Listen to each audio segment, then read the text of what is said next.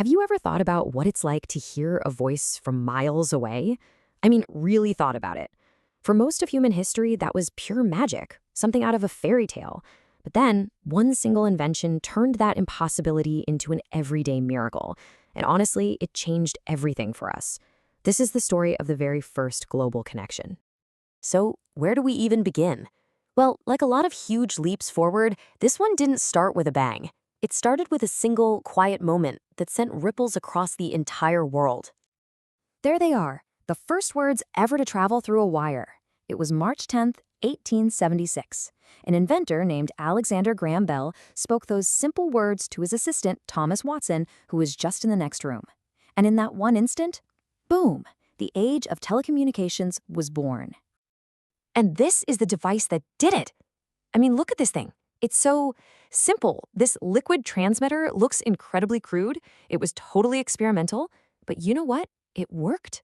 This strange little contraption was the starting point for a total revolution in how we all connect. But the story's got a few more layers. See, Bell wasn't actually alone in this race. Way back in 1854, an Italian inventor, Antonio Meucci, had already built a device he called a teletrafono. Why?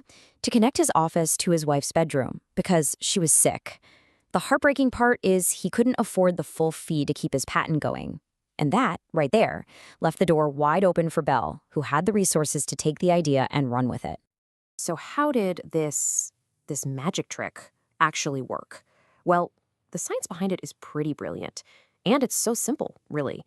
It's a principle we still use today in one form or another. Okay, so here's the breakdown. When you speak, your voice creates vibrations. The telephone captures those vibrations on a tiny plate, which turns them into a fluctuating electric current. That current then zips down a wire, could be miles long, and at the other end, the whole process just happens in reverse. The current makes another plate vibrate, and just like that, the sound of your voice is recreated far, far away from where you're standing. And I want you to just stop and think about what that really means. For the very first time in history, a piece of you, your voice, your presence, could travel through a wire. A tangible part of a person could suddenly just ignore distance. It's incredible. So, okay, the invention works. Now what? Well, the next challenge was massive, building a network. The telephone wasn't just about connecting one person to another, it was about connecting everyone. It was, in a way, the world's first true social network, but made of wires and voices. And to make this network actually work, a whole new job had to be invented, the switchboard operator. Often called hello girls, these operators were the human search engines of the system. They were literally plugging and unplugging cables, manually routing your call, and stitching entire cities together, one conversation at a time. But, relying on people had its downsides and its drama. Enter Almon Strowger. He was an undertaker in Kansas City, and he was absolutely convinced that his rival's wife, who just happened to be the local switchboard operator, was sending all his business calls to her husband's funeral home. So what did he do? He decided to invent a machine that would bypass the operator completely. And his name for this invention, you gotta love it, the girlless, cussless telephone. His automated switch let people dial each other directly, and that right there was the beginning of the end for manual exchanges, and it paved the way for the giant, automated network we all take for granted today. The telephone was so much more than just a cool new gadget. It didn't just change society, it fundamentally rewired it. The power to talk to anyone, anywhere, at any time, that changed everything. Listen to this quote. It's from one of the first test calls across the Atlantic Ocean in 1927. Distance doesn't mean anything anymore. That's it right there. That's the shift.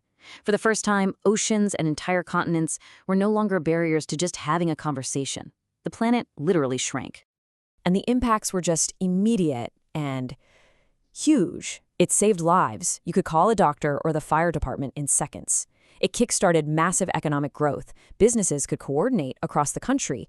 And for so many people, it meant you could hear the voice of family members an ocean away. This was way more than a new piece of tech. It was a social revolution. And get this, for an impact, on the very first day that transatlantic phone line opened for public use, people did over $6 million worth of business on day one. The world of commerce was just never the same again. So what does this old-timey contraption of wood and wire have to do with that sleek little supercomputer you carry in your pocket? Well, everything. That original telephone is the direct ancestor, the great-grandparent of your smartphone. You can literally draw a straight line. It starts with Bell's patent in '76, that leads to Strauger's automation in '92, which makes the first mobile call possible in 1973, which then finally gives us the first smartphone in 1994. Every single step is built on the one that came before it. I mean, just look at this comparison. On one side, you have this wooden, wall-mounted box from 1882 with a separate mouthpiece and earpiece. On the other, a sleek piece of glass that can access all of human knowledge. They look nothing alike, but their core DNA, that fundamental job of collapsing distance and connecting people, it is exactly the same. And that's really the main thing to remember here. Every single text you send, every video call you make, every photo you post, all of it exists because of that first breakthrough. The technology is worlds apart, but the mission to connect us hasn't changed one bit. So next time you think about the telephone, don't just picture some dusty antique. Picture it for what it really was. The very first thread in the massive, invisible web that now ties our entire world together. It all started with just a single voice traveling down a single wire. Now, it's a global network of light and data connecting billions of us. It really makes you wonder, if we made that big of a leap in just over 150 years, what on earth will our next thread of connection even look like?